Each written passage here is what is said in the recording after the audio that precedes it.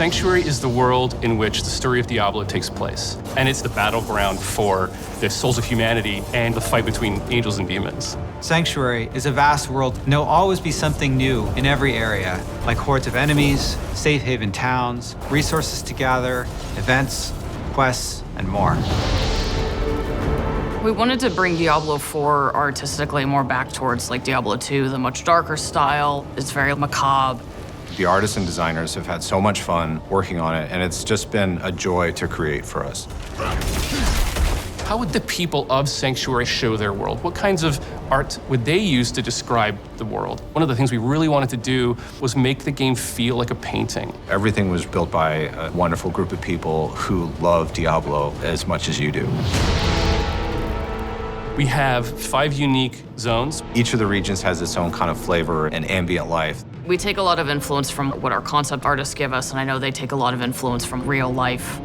There's Kyrgyzstan, which is the sort of desert. It's amazing with its sweeping sand dunes. Skazglen, which is inspired by Scotland. Fractured Peaks is inspired by the Carpathian Mountains. The Dry Steppes is sort of our mountainous desert region, and Hawazar is the swampy region of the south. Whether you're on a mount or on foot, it's a joy to go from one region to the next. Also, the region transitions are really beautiful and stunning to see. Making sure that it felt sort of geologically true was really important. If you walk from Fractured Peaks into Hawazar, you'll cross all of these waterfalls caused by snowmelt. So you can actually see the snow melting in Fractured Peaks through waterfalls, entering into Hawazar and entering the large basin that fills Hawazar with all of the swamp water. We have all the different environments in the overworld, and we tried to make sure there was some parity with those in the dungeons. We have dungeons that are flooded, and there's like moss everywhere. It very much fits in with that Skazglen environment. Kyrgyzstan is all desert, so we have dungeons filled with sand. All the dungeons are particularly placed to make sure that they feel like this is a thing that could be in this part of the world. It fits here, it belongs here. We definitely redesigned some of the monsters. For example, the Fallen family has gone through a major redesign to make them feel more grim, a little scarier, a little darker, to match the tone of Diablo IV. Monster families are a way to describe the group of monsters that create a combat experience. So a lot of times there'll be brutes and swarmers, melee or casters, and that's the term that we use to sum up the vampires or the drowned or the undead. And all of them have unique abilities, but they all synchronize together. They bolster each other and improve how they work on the battlefield so that every time you fight a pack of, let's say, goatmen, it's always different. We wanted to make sure that the monster families all felt like they fit in their environments, and so our creature team did a really good job of making these different versions of them that have adapted to their environment.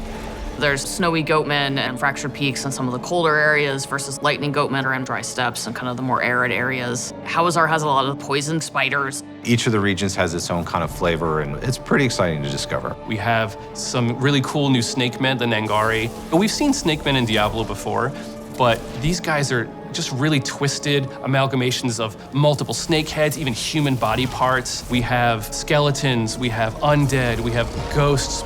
All the things that you would expect to find from a Diablo game. Spiders have been around in Diablo forever, but the spider house was a cool new twist. It's a giant spider that attaches to a corpse and then puppets it at you. And when you kill it, it explodes with tons of baby spiders.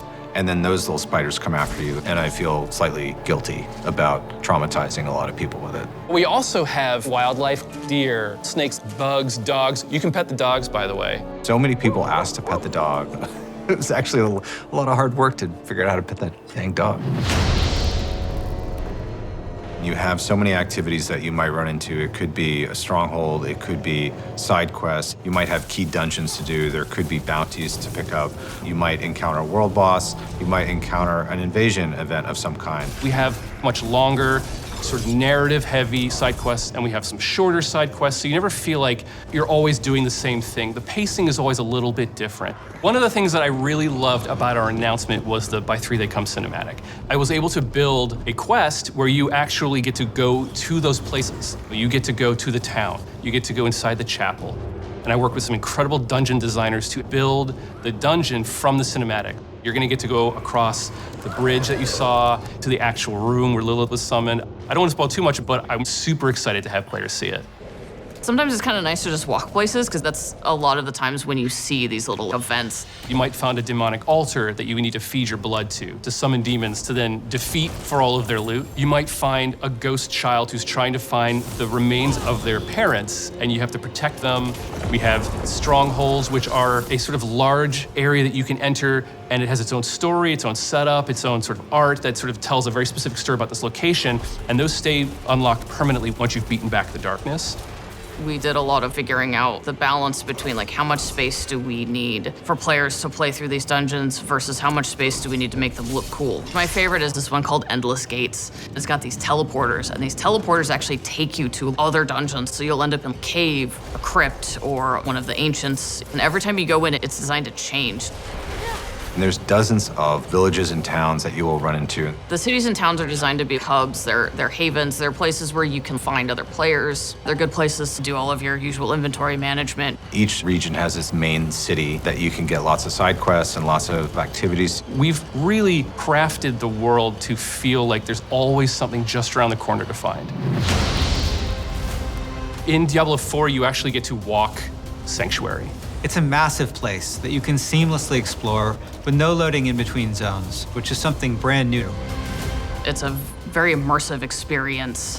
What I love about it is that you can go in a direction and you might be searching for a particular quest or an item, and you'll come across a stronghold that you haven't explored before. You'll come across dungeons that have legendary affixes, or you might discover a side quest that you didn't even know about that fills in some bit of lore that you actually were interested in. There's any number of things that can happen along the road to your destination, and that's what I love about having this fast-paced. There are tons of different types of events in the world.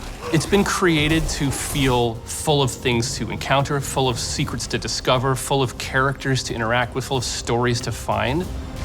We have these altars to Lilith that if you can find them, they will give you a permanent buff to all of your characters across the game. There are tons of them hidden everywhere. We also have these massive world bosses that are so big the camera actually has to pull out even further. And you're gonna have an opportunity to fight these bosses with your friends or with strangers to take down these huge world bosses. And the team has done just an incredible job making Sanctuary a world worth exploring and a world worth investing yourself in.